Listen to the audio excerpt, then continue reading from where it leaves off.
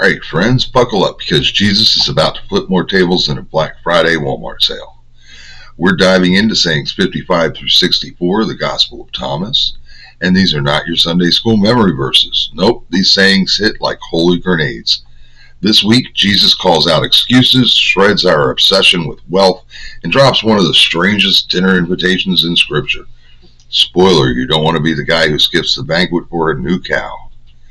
And the theme running through it all: stop postponing, stop patching, stop pretending. The kingdom isn't later, the kingdom is now. And if you miss it, it's not because God hid it from you, it's because you were too busy chasing the wrong thing. So pour your coffee, light up your curiosity, and lean in. We're about to take a spirit-led, no-holds-barred deep dive into the sayings that can move mountains, unclutter your soul, and, if you let them, crack your heart wide open. This is Nag Hammadi Bible Study. This is the Gospel of Thomas. And this is where the kingdom gets real. Saying 55. Jesus said, "Whoever does not hate his father and mother cannot be my disciple. And whoever does not hate his brothers and sisters and take up his cross as I do will not be worthy of me." Alright, Jesus just said hate your family and carry a cross. Not exactly the Hallmark card version of Christianity. First things first, Jesus isn't saying go full Thanksgiving drama and throw mashed potatoes at your mom. This isn't about literal hate. In the Gnostic lens, hate here is a shorthand for detachment. It's about refusing to let even your closest relationships define or control your divine spark. Think of it like this. You came from the light. That's your origin, your home base. But then you got born into family systems. Parents, siblings, culture, expectations. All good in their own place, but they're not your essence. They can't own your soul.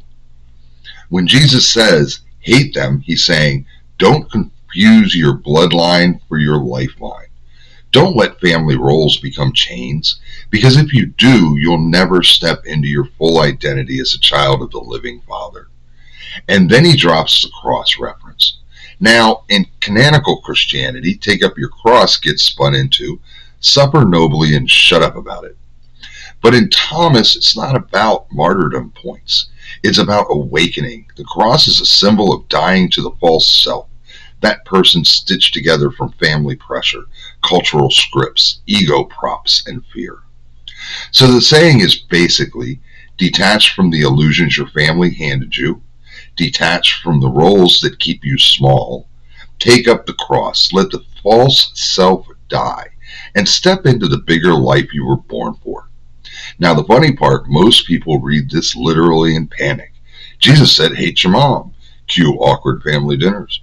But he's not anti-mom. He's anti-illusion. He's saying, don't let your loyalty to family outstrip your loyalty to truth. Think about it.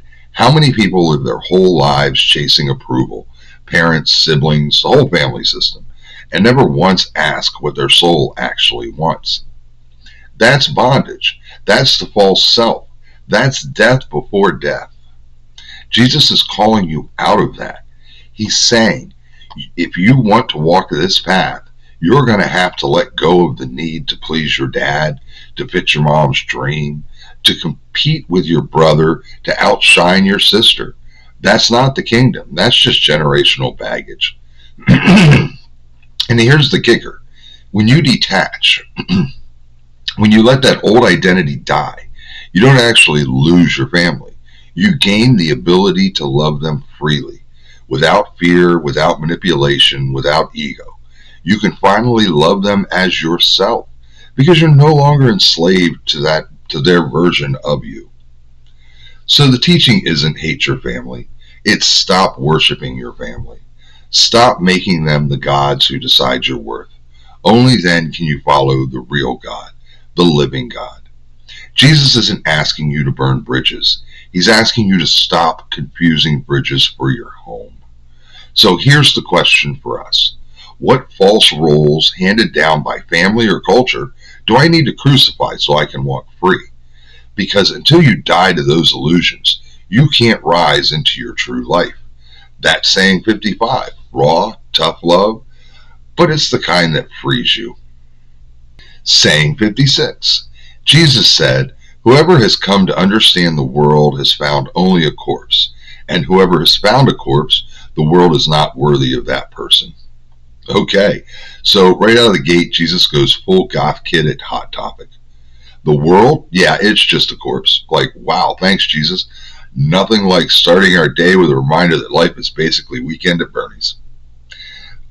But let's not stop at the eyeliner level. This isn't Jesus being edgy for the sake of it. He's giving us the ultimate X-ray vision. When he says the world, he's not talking about sunsets, puppies, or tacos. He's talking about the system, the archontic machine that convinces you your worth is in money, status, likes, followers, or whatever new shiny things on sale at Amazon. That world is a corpse. It looks alive, it twitches a little, it even dances if you jump enough ads into it, but it's dead inside. So what happens when you understand the world? You see through the glitter, the promises, the hype. You realize you're hugging a mannequin and wondering why it won't love you back. That's Gnosis recognizing the illusion for what it is. And here's the mic drop. Whoever has found a corpse, the world is not worthy of that person. Translation, if you've seen through the game, you're already playing on a different level. The world can't claim you anymore. You're free. You're not buying into the Archon's cheap knockoff reality. You're living from the spark of the living one. That doesn't mean you float around like some smug enlightened cloud being. It means you stop letting dead things define your life. You don't let the corpse system tell you if you matter. You matter because you came from the light. Think of it this way. Ever try to get relationship advice from a department store mannequin?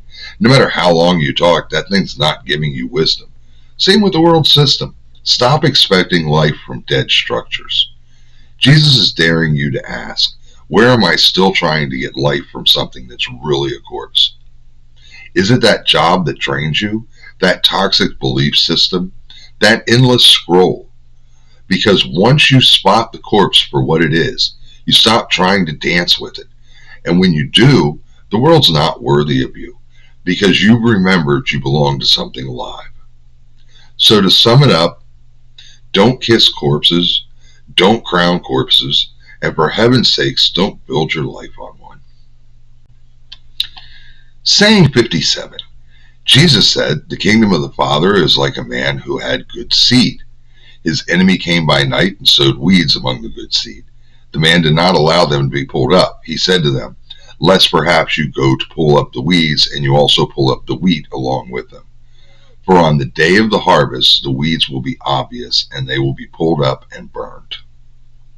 So Jesus is basically telling us a farmer horror story. You've got your nice little spiritual garden going, and then bam, somebody sneaks in at night and plants dollar store seeds of chaos. The result? Weeds everywhere, and not the good kind of weed either. Let's break it down. The good seed is your soul's spark, your authentic connection to the light.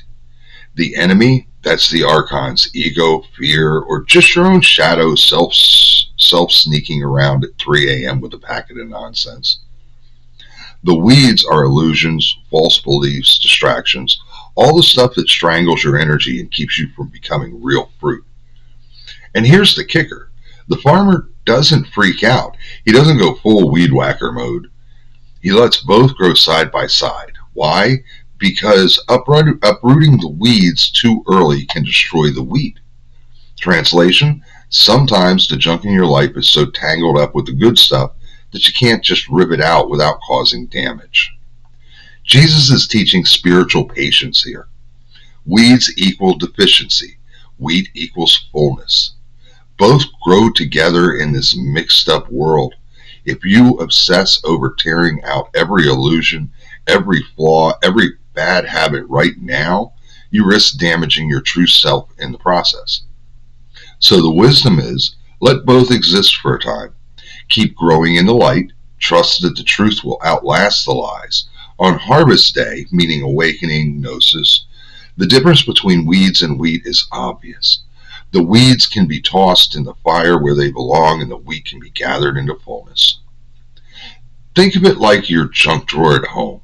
Yeah, there's a ton of weeds in there. Dead batteries, 2007 receipts, 3 different Allen wrenches. But somewhere in the mess is your passport. If you torch the whole drawer just to get rid of the junk, congrats. You just burned the passport too. Jesus says, chill. The weeds will show themselves in time. Don't panic. So here's the big question. What weeds are growing in your field right now? Are they illusions about who you are? Old wounds you haven't healed? Voices that say you're not enough? Don't rush to rip everything out. Grow the wheat. Let the light strengthen the good seed. When harvest comes, the difference will be clear. So the gospel according to Jesus the farmer is simple. Don't stress the weeds, trust the wheat, and remember patience is part of the harvest. Because in the end, the kingdom isn't about being weed free. It's about knowing the difference and letting the harvest burn away what never belonged in you. Saying 58. Jesus said, blessed is the man who has suffered. He has found life. Well, that's not a bumper sticker you'll see on anyone's car. Yay, suffering! Imagine pulling up behind a minivan with that slapped on. You'd probably call a therapist for them. But Jesus, he drops it straight-faced. Blessed is the one who suffers. Jesus isn't glamorizing misery. He's not saying congrats on your bad back and your overdue bills. Enjoy the kingdom. No, he's pointing to something deeper. The paradox that real life, true gnosis, is often discovered on the other side of pain. To suffer, in the Gnostic lens, isn't just physical or emotional agony. It's the experience of deficiency, the gap between the fullness of the light and the ache of this world. And when you suffer consciously, when you don't just numb it or run from it, you start to see through the veil. Because here's the kicker, pain exposes illusion. When you suffer betrayal, you realize which relationships were real and which were fake. When you suffer loss, you realize possessions aren't your essence. When you suffer failure, you realize your worth isn't built on performance. It's like suffering has this brutal honesty about it. It strips away your props. It shows you what can't be taken from you. And what can't be taken, that's life, true life. Blessed is the one who suffers, not because pain is holy, but because suffering can become the teacher that wakes you up. The archons want suffering to crush you. The light transforms it into clarity. That's the gnosis Jesus is pointing at. Suffering as a portal to life, not as a punishment. Think about your favorite workout meme. Pain is weakness, leaving the body. That's basically what Jesus is saying, except he's not talking about biceps, he's talking about your soul. Or picture life as a video game. Suffering, that's the boss battle. Hard, brutal, sometimes unfair. But beat it and you level up. You get the XP you can't get anywhere else. So here's the invitation. Don't go looking for suffering. Life's got plenty of that on tap. But when it shows up, don't waste it. Ask, what is this teaching me? What illusions are being burned away? What deeper life is waiting on the other side of this pain? Because in Gnostic thought, the real death isn't pain. The real death is numbness. Living asleep, never seeing the truth. If your suffering cracks that shell, congratulations, you found life. So yeah, blessed are you when you've suffered, because it means you've got a shot at seeing reality unfiltered. And once you've seen it, that's when the real living begins. Saying 59. Jesus said, look upon the living one while you live, lest you die and then seek to see him, and you will not be able. Translation, don't wait till you're dead to start looking for God. That's like putting off homework until after graduation. Newsflash, sweetheart, the class is already over. Jesus is drawing a hard line here. See the living one now, in this life. Why? Because gnosis is here and now awakening, not across your fingers and hope heaven's nice situation. Too many people live like spirituality is a retirement plan. Work hard, be nice-ish, go to church a couple times, cash in your heaven points when you croak. But Jesus, he says that's missing the point entirely. You don't wait to encounter the divine until the casket drops. You meet the living one today. in your breath, in your neighborhood, in your soul. Living one is a title for Christ, not the crucified, not the dead and gone, but the alive, active, present light of God. If you don't recognize him while you're alive, when the veil thins after death, you won't suddenly get spiritual glasses. You'll be standing there squinting like, wait, which one is Jesus? And he's basically saying, if you train your sight now, you'll recognize me then. But if you ignore me now, don't expect a cheat code later. It's like waiting to learn how to swim until after you've jumped off the boat. Spoiler, too late. Or like putting off learning people's names at work until you've been there 10 years. Now you're just stuck calling everyone boss or champ. Jesus is saying, stop procrastinating your enlightenment. If you can't spot the living one while he's in your grill, what makes you think you'll suddenly recognize him in eternity? So what does it mean to look upon the living one now? Seeing Christ is not just in stained glass windows, but in messy neighbors. Recognizing the divine spark in yourself, even when you feel like a dumpster fire. Practicing presence. Every time you breathe, you're brushing up against eternity. Here's the truth bomb. Eternity doesn't start at death. It's already here. The living one is already moving, speaking, shining in you. If you don't learn to notice him in the ordinary rhythms of life, you'll miss him when you expect fireworks. So don't wait for pearly gates to start practicing sight. Train your eyes now, because Jesus isn't handing out flashlights at the last minute. He's telling you to open your eyes today. Or, to put it cowboy style, since we're rawhide riding, don't wait for the roundup to learn how to ride. Saddle up now, or you're just dust in the wind, baby. Saying 60. They saw a Samaritan carrying a lamb into Judea. He said to his disciples, that man is carrying the lamb alive. They said, he will kill it and eat it. He said to them, he will not eat it while it is alive, but only after he has killed it and it becomes a carcass. They said, otherwise he cannot do it. He said to them, you too seek for yourselves a place of rest, lest you become a carcass and be eaten. This one sounds like Jesus is narrating an episode of Cooking with the Disciples. Step 1, kill the lamb. Step 2, eat the lamb. Step 3, guess who's the lamb now? On the surface, it's a weird little parable about food prep, but Jesus, as usual, flips the script. The lamb isn't really about dinner, it's about you. The disciples say he'll kill it to eat it.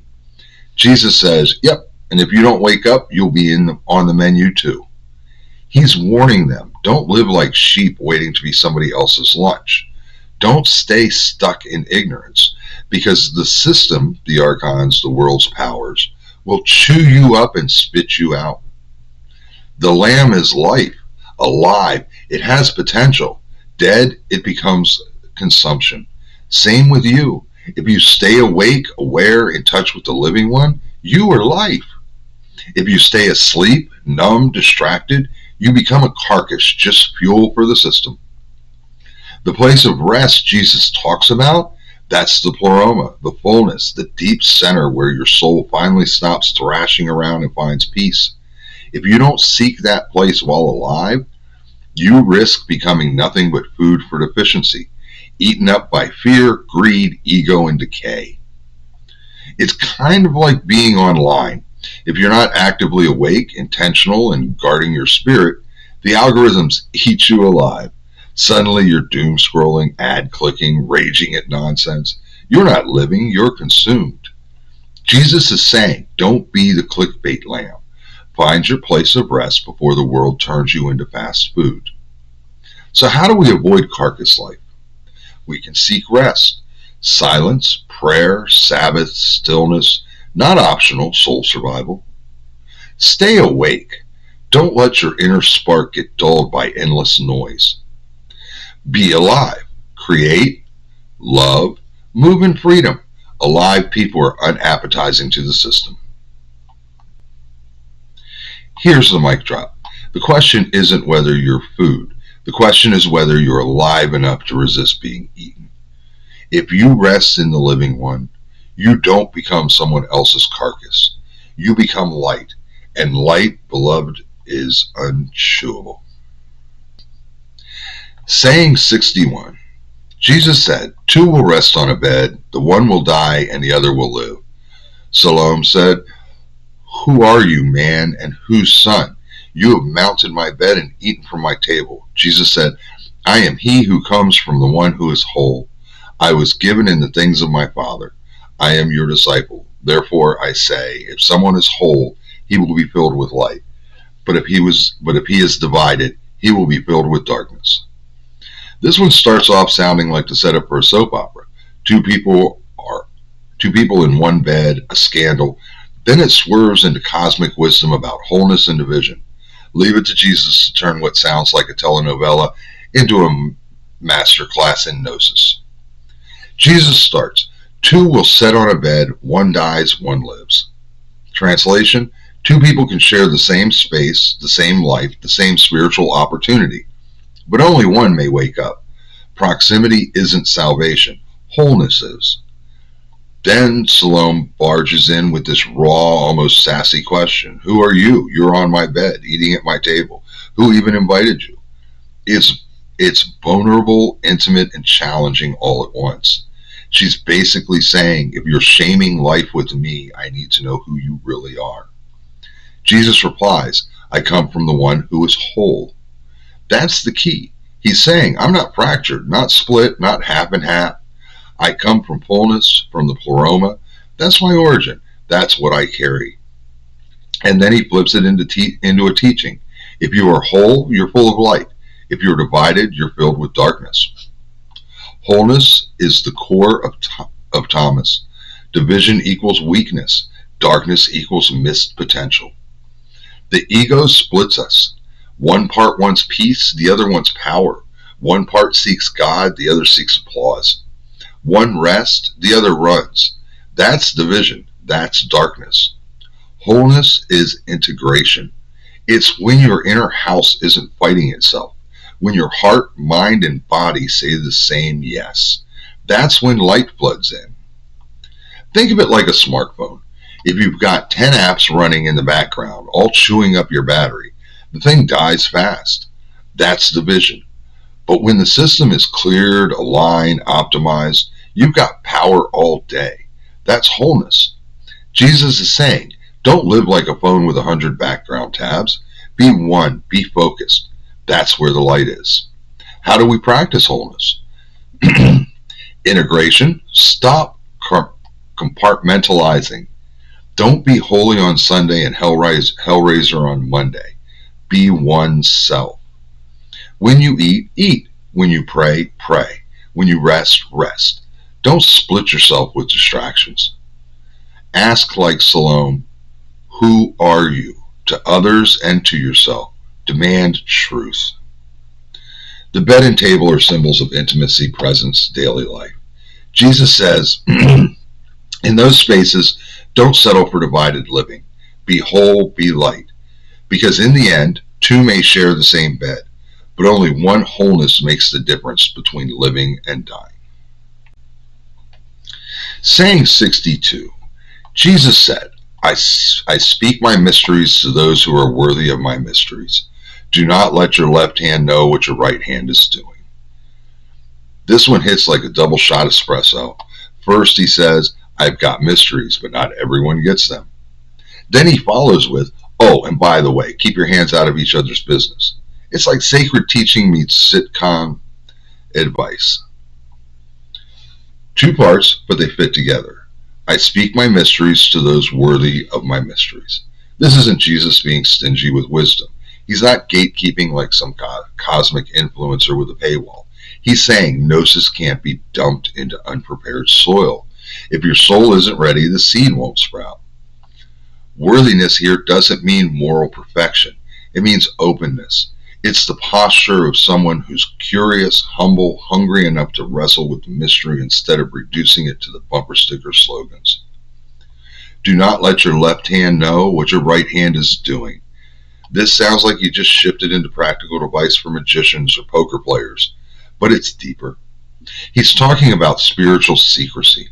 When you live from the light, not everything has to be public. Not every sacred thing has to be tweeted, posted, or clapped for. It's not about hiding shame, it's about guarding the sacred. Some parts of your journey are private treasures between you and God. If you parade them for applause, you dilute them. Mysteries are living truths. They're not puzzles to solve once, they're realities that open as you grow. You only hear them when you're ready, and readiness means wholeness. Tying right back to saying 61. The left and right hand, they're symbolic of duality. Ego versus spirit. Outer life versus inner life. Jesus says, don't let duality sabotage your integration. Let your good flow in secret without feeding your ego's craving for recognition. Think of it like baking bread. If you keep opening the oven door every 5 minutes to show everyone your loaf, it collapses. Some mysteries need the quiet heat of hiddenness to rise. Or like when someone overshares on Facebook, I just finished my 7-hour meditation retreat, #blessed. Jesus would probably side-eye and say, cool story, but that's left hand, right hand nonsense. You can guard the sacred. You don't have to share everything God shows you. Let some treasures remain yours alone. You can stay open. Worthiness isn't about being flawless, it's about being willing to listen. So be wrong to grow. Quiet good. Do good without performing. Let your left hand stay blissfully clueless. Saying 62 tells us the kingdom's deepest treasures are whispered, not shouted. They bloom in the soil of open hearts, not in the glare of public applause. So be open enough to hear the mystery and quiet enough to guard it. That's how light grows. Saying 63. Jesus said, there was a rich man who had many possessions. He said, I will use my possessions to sow and reap and plant, to fill my storehouses with fruit, so that I may lack nothing. These were the things he was thinking in his heart, but that very night he died. Whoever has ears, let them hear. This is basically Jesus telling the OG version of, you can't take it with you, fam. Dude's out here planning his Costco-sized storage strategy, and the Grim Reaper's like, cute plan. Anyway, Jesus paints a picture of a man with wealth, comfort, and control. His whole game plan is self-security, plant, reap, store, repeat. In other words, life as insurance policy. But here's the Gnostic punchline. That same night he died. Boom. Curtain drop. The treasure he was stockpiling, worthless to him. The message, if your soul's not rich, your barns don't matter. This isn't Jesus debunking on farmers or people with savings accounts. It's him saying, if you spend your life building storehouses of deficiency, stuff that can be taken away, then when death comes, you're bankrupt. In Thomas's worldview, evil equals weakness, sin equals missed potential. This man wasn't evil for being rich. He was weak because he trusted perishable fruit instead of the eternal light. He missed his potential by hoarding instead of awakening. The only storehouse that matters is the treasury of the heart. Remember saying 46? You fill that with light, wisdom, mercy, and presence, and death can't repossess it. Imagine spending your whole life grinding for a PS5 collection, and the moment you complete it, boom, lights out.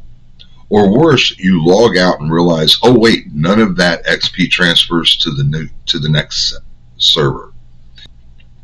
It's cosmic monopoly. You die, all your hotels go back in the box. So what can we do? Well, we can audit our barns. What are you stockpiling? Stuff, status, or wisdom and love? Check your security plan. Are you building your worth on what can vanish overnight? Invest in the eternal. Kindness, creativity, truth, beauty. Those deposit into your soul's treasury. Jesus isn't saying wealth is bad. He's saying misplaced security is tragic, because the true bankruptcy isn't dying broke. It's dying full of barns and empty of light. Whoever has ears, let them hear. Fill the treasury that death can't touch. Saying 64. Jesus said a man was receiving guests. When he had prepared the dinner, he sent his servant to invite the guest. He came to the first and said to him, "My master invites you." He said, "I have some money for merchants.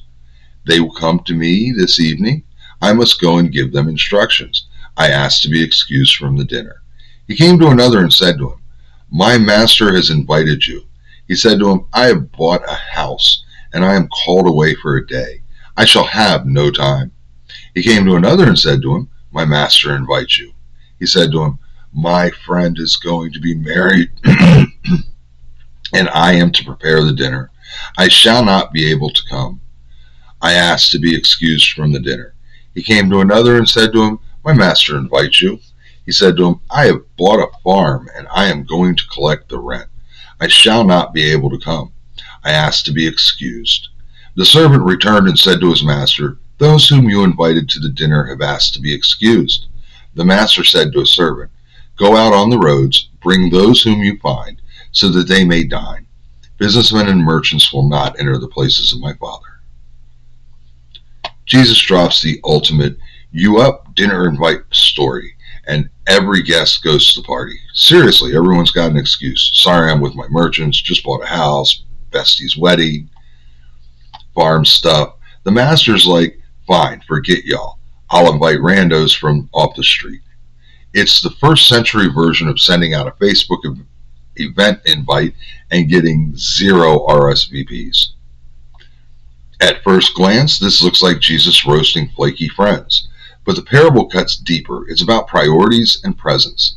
Each excuse is reasonable. Money, property, relationships, work. These aren't villains. They're busy people. But that's the trap. The urgent distractions of deficiency crowd into the eternal invitation. The master's banquet equals the kingdom, the feast of fullness. The guests miss it, not because they're bad, but because they're preoccupied. They traded eternal joy for temporary busyness. Thomas spins the parable to show the divide between the poroma and the kenoma, fullness and deficiency. The invited guests represent those bound by the system, wealth, commerce, obligation, ego status. They're chained to scarcity.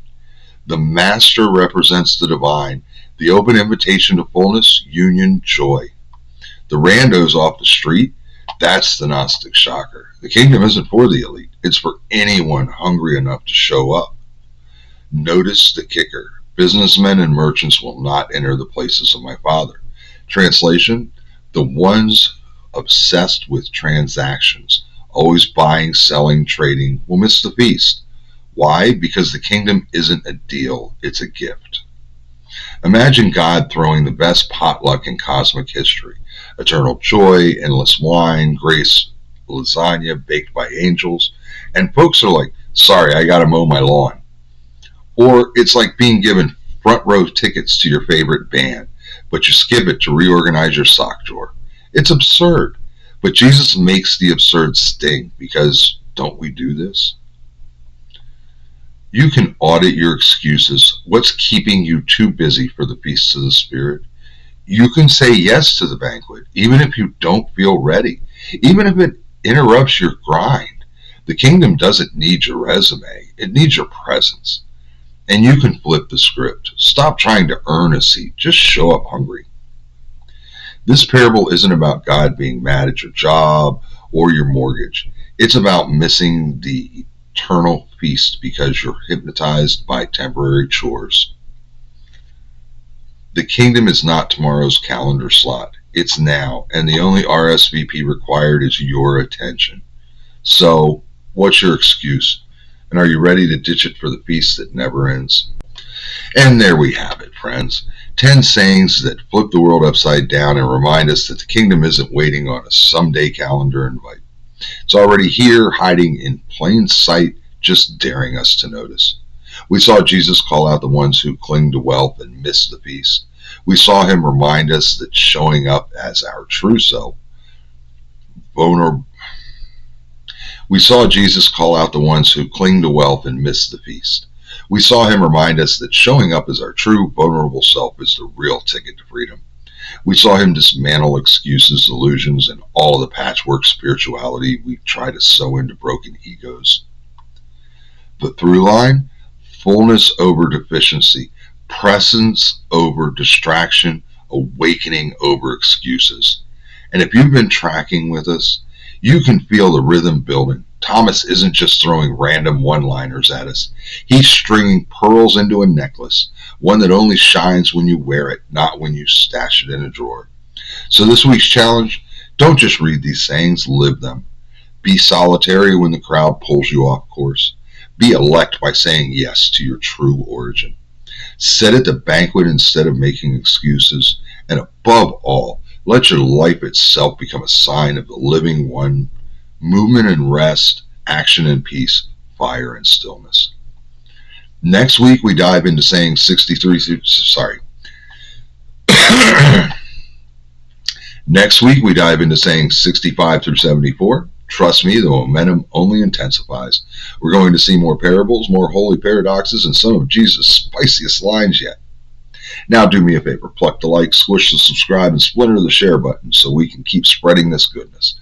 And for the love of all that's holy, please leave a comment and share your thoughts. We value your opinion here, and we want to see you. No, seriously, we want to hear your views, your experiences, and your challenges. We're all in this together, baby, and we can't grow if we don't share. Don't just read the gospel, live it. I'm All the Elder. Stay curious, stay kind, and above all, stay Gnostic, my friends. And always remember, God loves you, Jesus loves you, the Holy Spirit loves you. My friends, I love you. Be blessed and be a blessing. Amen. Hey, everybody, I just wanted to show, we actually got them in, yay, copies of some of our books. We've got the Jesus You've Been Missing, which is, we have the regular book, the devotional companion, and workbook that we put out. It's dealing with the teachings of Jesus. It's not about Jesus' story or any of that. It's about the teachings, what we can take from it. Since you're watching the Nag Hammadi Bible Study, we also have the Nag Hammadi Bible, Nag Hammadi Library and Paraphrase. That's a really good introduction to the Gnostic works. And we have Intuitive Gnosticism, which is a new way for you to approach God and approach spirituality. And let's see, we have 2 prayer books. We have Approaching God, which is a book of Gnostic Christian prayers. And we have Messages to God, which are an angelic prayer book. And if you're interested, the links are in the description. Thank you very much for your time.